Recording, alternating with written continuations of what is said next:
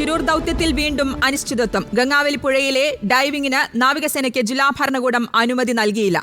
അനുമതി നൽകാത്തത് എന്തുകൊണ്ടെന്നതിൽ വ്യക്തത വരുത്താൻ ജില്ലാ കളക്ടറും തയ്യാറായില്ല.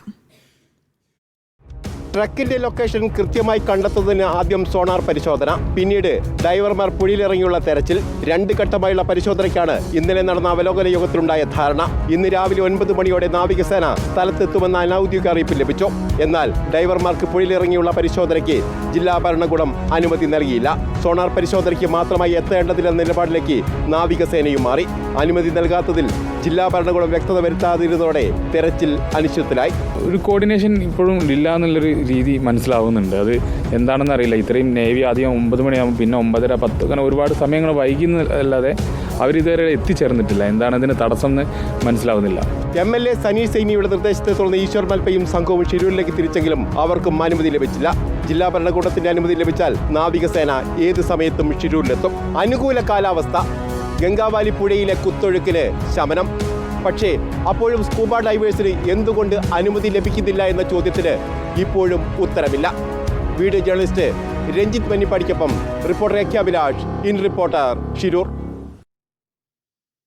ഇന്ന് നടക്കുമെന്നായിരുന്നു തെരച്ചിൽ, ഇന്ന് നടക്കുമെന്നായിരുന്നു അറിയിച്ചിരുന്നത്. പക്ഷേ ആ ഒരു ദൌത്യത്തിൽ വീണ്ടും ഒരു അനിശ്ചിതത്വം ഉണ്ടായിരിക്കുകയാണ്. ഗംഗാവലി പുഴയിലെ ഡൈവിംഗിന് നാവികസേനയ്ക്ക് ജില്ലാ ഭരണകൂടം അനുമതി നൽകിയില്ല എന്ന വിവരമാണ് ലഭിക്കുന്നത്. അതുകൊണ്ട് തന്നെ ഇതുവരെയും തെരച്ചിൽ ആരംഭിക്കാനായിട്ടില്ല. അനുമതി നൽകാത്തത് എന്തുകൊണ്ട് എന്നതിൽ ഒരു വ്യക്തത വരുത്താൻ ഇപ്പോഴും ജില്ലാ കളക്ടറും തയ്യാറായിട്ടില്ല. വിവരങ്ങൾ നൽകാൻ എ കെ അഭിലാഷ് ചേർന്നുണ്ട്. അഭിലാഷ്, ഇപ്പോൾ ബന്ധു പറഞ്ഞതുപോലെ തന്നെ ഒരു കോർഡിനേഷൻ ഇപ്പോഴും ഇല്ല എന്ന് വ്യക്തമാകുന്നു.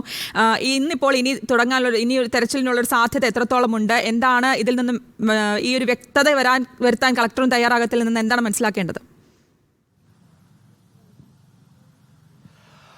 ശ്രുതി, ഈ ഗംഗാവലി പുഴ നോക്കിയാൽ തന്നെ നമുക്ക് മനസ്സിലാക്കാൻ കഴിയും. വളരെ ശാന്തമായി ഒഴുകുന്ന പുഴയാണ്. അതിൻ്റെ രൗദ്രഭാവമൊക്കെ പൂർണ്ണമായും അത് വെടിഞ്ഞിരിക്കുന്നു.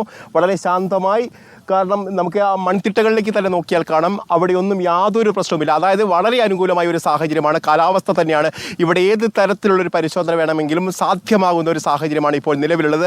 ഈ ഒരു ഘട്ടത്തിലാണ് എന്തുകൊണ്ട് നാവികസേനയ്ക്ക് ഇപ്പോൾ ജില്ലാ ഭരണകൂടം അനുമതി നൽകുന്നില്ല എന്നുള്ള ചോദ്യം പ്രസക്തമായി ഉയർന്നത്.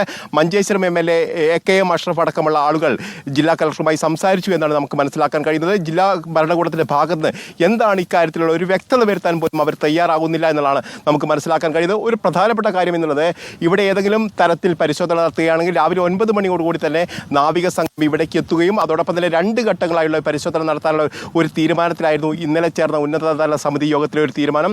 അതിലൊന്നാമത് ആദ്യഘട്ടത്തിൽ റഡാർ പരിശോധന നടത്തും. അതിന് പിന്നാലെ തന്നെ ഈ ട്രക്ക് ലൊക്കേറ്റ് ചെയ്ത് കഴിഞ്ഞാൽ അവിടെ കേന്ദ്രീകരിച്ച് മുങ്ങൽ വിദഗ്ധർ ഇവിടെ പരിശോധന നടത്തുമെന്നായിരുന്നു അറിയിച്ചിരുന്നത്. അതിനായി 5 മുങ്ങൽ വിദഗ്ധരടങ്ങിയ സംഘം നാവികസേന ആസ്ഥാനത്ത് കാർവാറിൽ തയ്യാറായി നിൽക്കുകയും അവരുടെ ഉപകരണങ്ങളടക്കം വാഹനങ്ങൾ കയറ്റി നിർത്തുകയും ചെയ്തു. പക്ഷേ അനുമതി ലഭിക്കാത്തത് കൊണ്ട് തന്നെ അവർക്ക് ഒരു ഘട്ടത്തിൽ പോലും ഇങ്ങോട്ട് വരാൻ കഴിഞ്ഞില്ല.